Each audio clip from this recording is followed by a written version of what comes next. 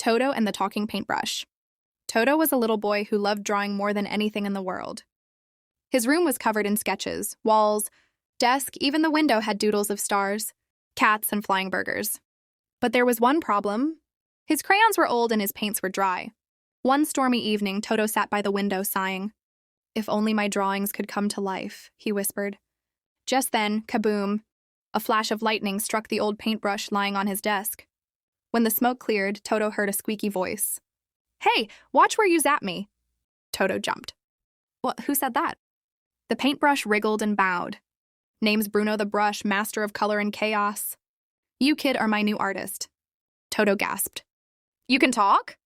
"Talk, paint, and make magic," Bruno said proudly. "Now what shall we create?" Excited, Toto dipped Bruno into his dusty paints and began to draw a rainbow dragon on the floor.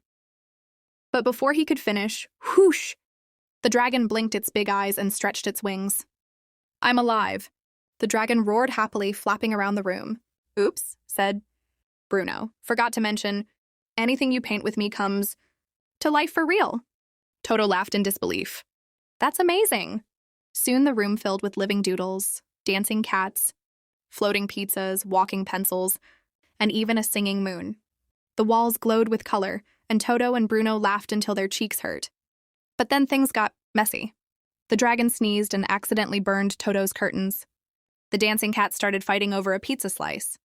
The walking pencils drew on the ceiling. "Uh-oh," Bruno muttered. "Too much creativity can cause chaos." Toto panicked. "How do we fix this?" "Only the eraser of eternity can undo magical drawings," Bruno explained.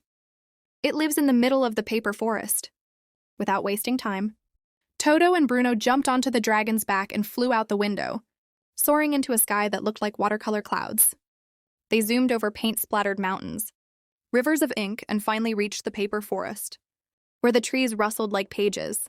In the center stood a glowing eraser guarded by a giant doodle, monster made entirely of scribbles. "Who dares disturb my forest?" it boomed. Toto gulped. "I'm just trying to fix my mess." The monster tilted its head. "If you created chaos, you must also create calm." Bruno whispered, "He means draw something kind." Toto nodded, took Bruno, and drew a small heart in the air. It floated, shining brightly, and touched the monster's chest. The softened into peaceful lines. "Thank you," the monster said, handing Toto the eraser of eternity. Back home, Toto used it to calm the wild creations. When it was done, Bruno smiled. Toto grinned. "Then let's make more magic tomorrow." And with a wink, Bruno replied, "Only if you promise not to paint another dragon indoors." The end.